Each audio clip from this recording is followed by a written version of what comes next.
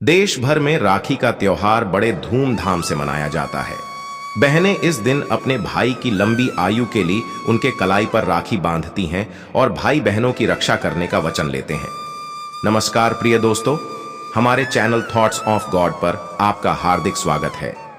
दोस्तों, आपसे हाथ जोड़कर निवेदन है कि वीडियो को अंत तक अवश्य देखें, क्योंकि अधूरा ज्ञान हानिकारक होता है।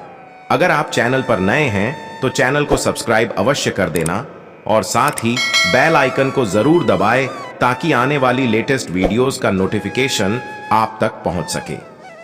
हमारे हिंदू धर्म में भाई बहन के प्रेम का पावन पर्व रक्षाबंधन का बड़ा महत्व है। पूरे भारत में राखी का यह त्योहार बड़े हर्षोल्लास के साथ मनाया जाता है। लेकिन मित्रों, क्या आप जानते हैं कि भाइयों को राखी बांधने की परंपरा की शुरुआत कैसे हुई थी? रक्षाबंधन से जुड़ी कई दिलचस्प पौराणिक कथाएं प्रचलित हैं जो इस त्योहार के महत्व को बताती हैं। तो आइए जानते हैं रक्षाबंधन की पौराणिक कथा। कृष्ण और द्रौपदी की पहली राखी। महाभारत के अनुसार शिशुपाल का वध करने के बाद जब श्री कृष्ण जी की अंगुली पर सुदर्शन चक्र वापस बैठने के लिए लौटने लगा तो कृष्ण जी की कलाई पर चोट लग गई। ऐसे में द्रौपदी ने तुरंत साड़ी का पल्लू फाड़कर श्री कृष्ण जी की कलाई पर बांध दिया था। भगवान कृष्ण जी इससे बहुत प्रसन्न हुए और उन्होंने द्रौपदी की जीवन भर रक्षा करने का वचन दिया। जब पांडव कौरवों के हाथों द्रौपदी को जुए में हार गए तो श्री कृष्ण जी ने उनके सम्मान की रक्षा कर अपने वचन को निभाया। तब से ही रक्षाबंधन के दिन भाई की कलाई पर राखी बांधने की परंपरा शुरू हुई, जब पत्नी ने बांधा था पति को राखी। प्रिय दोस्तों, हमारे हिंदू धर्म के ग्रंथों में एक और कथा मिलती है जिसका संबंध रक्षाबंधन से है। इस पौराणिक कथा के अनुसार देवताओं और असुरों में भीषण युद्ध चल रहा था और राक्षसों से देवताओं की सेना को पराजय का सामना करना पड़ रहा था। यह देख इंद्रदेव की पत्नी शाची को अपने पति और देवताओं की चिंता होने लगी। उन्होंने कठोर जप तप किया और एक रक्षा सूत्र बनाया। धार्मिक मान्यता है कि शाची ने यह रक्षा सूत्र अपने पति इंद्र की कलाई पर बांधा, जिसके बाद इंद्रदेव को राक्षसों को पराजित करने की शक्ति प्राप्ति हुई। इंद्रदेव की पत्नी शाची ने रक्षाबंधन के दिन उन्हें राखी बांधा था, इसलिए इस दिन राखी बांधने की परंपरा की शुरुआत हुई। राजा बलि और माता लक्ष्मी का रक्षाबंधन। दोस्तों, रक्षाबंधन मनाने की तीसरी कथा यह प्रचलित है कि राजा बलि भगवान विष्णु के परम भक्त थे। वह दान पुण्य में विश्वास रखते हैं। विष्णु जी ने अपने भक्त की परीक्षा लेने के लिए ब्राह्मण के रूप में उनके पास पहुंचे। राजा बलि यज्ञ कर रहे थे।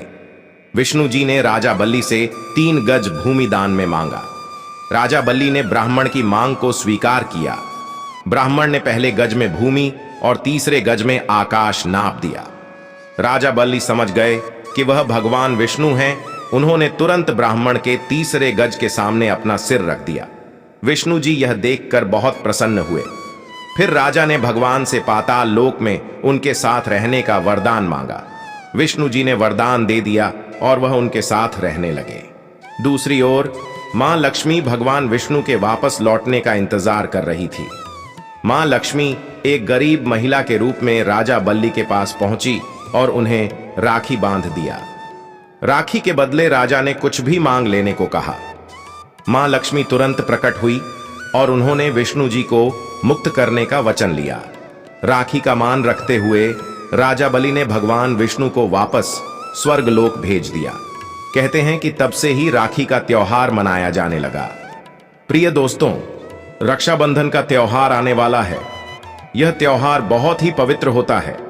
यह त्योहार भाई और बहन के प्रेम को बढ़ाता है। रक्षाबंधन का पर्व मनाने से भाई और बहन का रिश्ता मजबूत होता है। हमारा चैनल सभी बहनों को रक्षाबंधन की हार्दिक शुभकामनाएं देता है।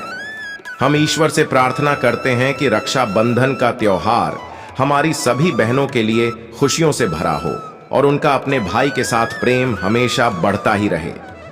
इसी शुभकामनाओं के साथ हम अपने सभी मित्रों से विदा चाहते हैं।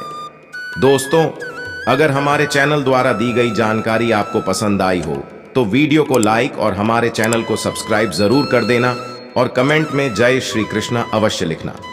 धन्यवाद।